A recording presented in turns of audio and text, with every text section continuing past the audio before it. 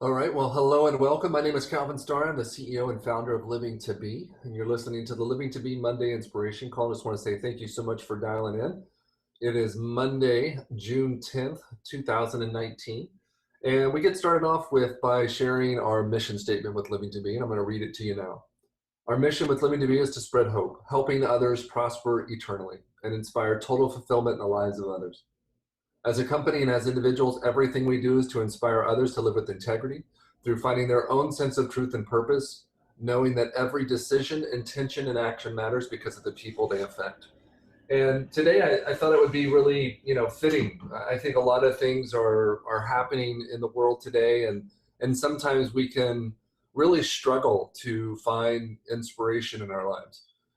With everything that we see, everything that we experience, maybe that we go through as humans, and we experience this journey of struggle, and sometimes we have really great periods in our lives where we feel like everything is working out for us, and then something happens. And you've got authors out there like Gay Hendricks who talk about how you hit your upper limit, meaning that when you're having a really amazing experience in your life, something is going really well, and all of a sudden, boom, something happens. And we oftentimes will, make that mean something. We'll make it mean that, we self-sabotaged ourselves, or that, things were just too good to be true. And we kind of go through this struggle within our own lives. And so a lot of times when I'm talking with people, the inspiration has been found to be lacking. It's something that I've experienced in my life, even in my own journey, through the last 2 decades being in network marketing. I think it's been called the affiliates journey, where you're just constantly up and down. Sometimes things are going really well, like you've got a lot of activity, you've got a lot of people doing things, and then next thing you know, out of the blue, everything comes to a grinding halt. And so when you're looking for that piece of inspiration in your life, you've got to start to kind of figure out what's going on, and what's this process, because we can often second guess ourselves into the point where we completely become the deer in the headlights, where we become frozen, where we stop doing anything, or we have this period of of almost like a depression or sadness in our lives, where we're just really struggling. And so, when I think about these Living to Be Monday inspiration calls, I think to myself, what would serve the greater good? And about 30 minutes before I got started with the call and started thinking about the call today, my son comes in and he starts talking to me about this new show that he's watching. And he had ideas on how it would make it work. And I guess the show is called The Society. And it's where these 200 people are left, and they're kind of left to kind of their own devices, meaning that they have to figure out how to survive. And he had a lot of ideas about, how to run things and how to control people. And we got into this little discussion about just the idea of what it means. And so when this is how I would, almost look at your life and say, you know what, you probably have a sphere of influence of about 200 people if you're lucky. Most of us have a lot less than that, and some of us have a lot more. But in order to be able to create true success in our lives, we have to be able to work together. A lot of times when we think about, instances like that, where we start to have this idea that we're in this space and we have to create something out of nothing, it can be overwhelming. But also, too, what it can do is it can elicit ideas of wanting to control or manipulate or do the things that we do to be able to make sure that we get what we want. And as I was discussing this with him, I thought to myself, the best thing that I've seen work for people is that you have to first become a visionary, meaning that you have to be able to envision what it is that you truly want. And if you get in touch with what you truly want, it's not that you want to control or manipulate other people. It's that you want to thrive. And in order to do so, we've been conditioned to believe that we have to control, manipulate other people. But the truth of it is that if you want to really thrive and really create some amazing things in your life, what you need to do is be able to paint the vision for people to be able to see that they have a part in your vision, or you help them create their vision and they have a part in it. Because most people are indeed lost. They don't have an idea of what it is that they want to do, or they don't have an idea of what it is that they have the ability to contribute to in the lives of other people. And so a lot of times when we talk about things like this, we talk about being in service. And one of the ideas that I was sharing with him is that, what I would do is I would paint the vision for people, telling people that, listen, if we're going to try and control and manipulate each other, then it's going to cause issues. You're going to upset people. Those people are going to try and overthrow you, go through this whole process. And ultimately, we all end up struggling. I see it all the time in real life, and even in my own experience, where when I have shined my light in my life and really done the things that I do really well, it sometimes will threaten or upset somebody who feels a little bit unworthy, or that they don't offer the same value. And so what I was sharing with him is that we all have to figure out what it is our greatest gifts are. We have to figure out how can we best serve, and in that process, allow other people to do the same. You have to help people find out what it is that they want to accomplish and how they can best do it. And, this goes into a lot of dreams. This goes into a lot of desires. This goes into a lot of things where, you may want to do something specifically in your life. And ultimately, it may not be your ideal skill set. It might not be your ideal situation, the thing that you want. And so in order to be able to achieve that, you have to find the right people to help support you.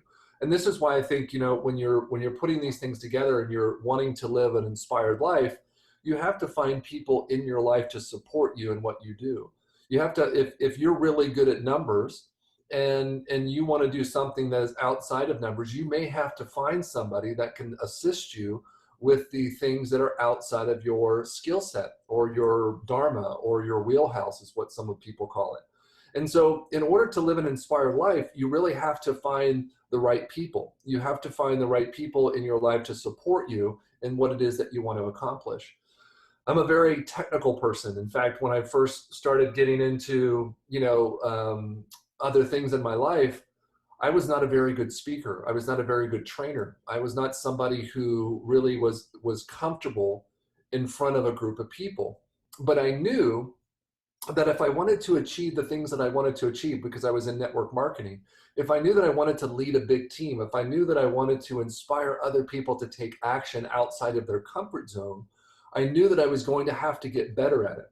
So what I did is obviously I practiced, but in the meantime, what I would do is I would align myself with people that were much better at it, because I knew that they could carry me while I was still, getting better at what it is that I wanted to do, which was to speak and to train. And so I threw myself into the lion's den, so to speak, and I just did things that were way outside of my comfort zone. I would do calls, I would do trainings, I would do everything that I could to enhance my skill set, even though I was not very good at it. And so initially, when I first started, I was terrible. I would try and do a conference call and I would completely be lost. I wouldn't have any true, idea of what it is that I was wanting to try to accomplish, trying to lead people, because I had never led people. And so in order to be able to be more comfortable with that, I had to become an avid reader. I started watching videos, I read books. And what I did was I started to apply that information that I was learning in order to become a better speaker, trainer, and leader. And so, if you're out there and you're wanting to build a business, if you're out there and you're wanting to impact the world in a way that is outside of your means, the best thing that you can do is network. You can network with people and find people that have strong suits that will overlap your weak suits. Meaning that, if you're someone who's not comfortable on the phone, or who's not comfortable speaking in front of a room, then you would align yourself with somebody who was, so that you could benefit from their expertise, but also learn from it along the process or along the way. And so, that's the way, if you want to live an inspired life, is to find people that will support you in your ways, in your duties, in your journey, and allow everybody to play their part. Because what happens is that when you allow other people to play their part, they too will feel inspired, because they feel like they're contributing to something. And that's why I say live a life of service, meaning serve in the way that you can, and then allow other people to be of service to you. One of the things that I struggled with early on in my career was that I felt like I wanted to do it all. And so I would push people out and not allow them to be able to serve me, even though I was wanting to serve them. And service is a two-way street. You can never be the one that is always serving other people. You can never be the one that's always doing everything. You have to allow other people to step in and support you in the way that they can. And the trick to leadership is not to force people to do things that they're not good at or that they don't want to do. It's to encourage people to, to find their skill set, to find their expertise and follow that. And if they have another thing that they want to do, then allow them to do that, but allow them to take those steps necessary to be able to become good at it. And this is the one thing that I've really have benefited the most from in my journey with network marketing, is learning to inspire other people and learning to work with other people that are not very good at what they're wanting to do. Because if you're going to build a big business, chances are you're going to be working with people that have either never done it, or they've done it a little bit, or you're lucky enough to find somebody who's a leader and can take over the reins, so to speak, and go out there and make things happen. But what happens with most people is that we find people that are struggling in their lives. I mean, that's what a lot of people in network marketing gravitate towards, is people that are looking for an opportunity because they are sick and tired of being sick and tired. And so when they get into the business, they're kind of lost. They're like a stray sheep. They're just kind of wandering around, not really knowing what to do. And in order to be able to lead them to the places where they can learn to take care of themselves, be safe, be secure, also grow, is that you have to be able to lead them. And in order to lead them, you have to be able to, find what their strengths are and really capitalize on those strengths and encourage them to continuously get better at those strengths, while also looking at some of the places that they have weaknesses. And as long as those places support where they're going, then you encourage them to become better and stronger at those weaknesses. And so I've worked with, hundreds of people, if not thousands of people. I can say hundreds comfortably, knowing that I've helped hundreds of people actually get into network marketing and accomplish more success in network marketing than they ever have been, ever. And so, but in order to do that, you really have to be able to help them and paint the vision for them to be able to achieve the success. And then you have to let them go through their natural process. Because a lot of us want to step in when we see somebody struggling. We want to stop their pain, stop their hurting, stop their suffering. And we want to step in and say, oh, here, do it this way or do it that way. But oftentimes the best thing that we can do to inspire somebody is to allow them to go through their journey and experience their pain and suffering, so to speak. And I'm not talking about like true pain and suffering. I'm talking about just making mistakes, butchering a presentation, saying the wrong thing to a customer, doing the wrong thing in a situation where they're in front of the room, doing all those things, because that's how people learn.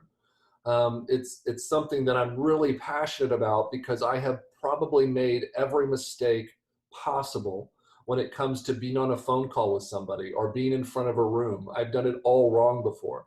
I've walked off stage without finishing. I've completely butchered the name of the company. I've said the wrong company name. I've called a person by the wrong name. I mean, everything that you could possibly imagine, I've done.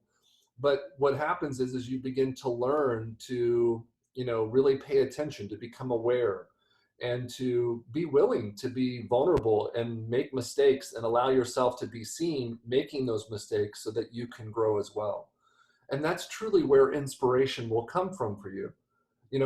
But you have to be able to do those things. And the reason you have to be willing to make the mistakes and go out there in order to live a life of inspiration is because through that process, there is nothing greater than making a mistake and then trying it again and getting it right. It just feels really good. It feels amazing. And when you start to see the difference in other people, when you start to see the difference in yourself, it makes you feel good and better about continuing to kind of move forward in your journey and go through this process and continue to make mistakes. And I've seen great speakers, Brian Tracy, Tony Robbins, T. Harv Eker, they all make mistakes even to this day. They screw up, they say the wrong thing, because in that moment of living in that moment of giving your gift, you're going to say things that may not resonate with everybody around you. You're going to say things that may upset some people. You're going to say things that may, expose you to your own vulnerabilities. And the cool part about that is that that's the path to inspiration. That's the path to growing, is going in and being willing to make those mistakes in your lives and allow yourself to go through this process. And so when you're working with people and you're out there inspiring other people to live in their greatest potential, you've got to do the same. You've got to be willing to go out there and show people and shine your light, give your gifts, and be who you are, so that other people can say, oh, wow, they make mistakes too. I guess if I make a mistake, then it'll be okay. And that's really what we're doing. We're all out there living in a way that's giving other people permission to go out there and live in a similar way, right? But we all find our own path. We all have our own journeys.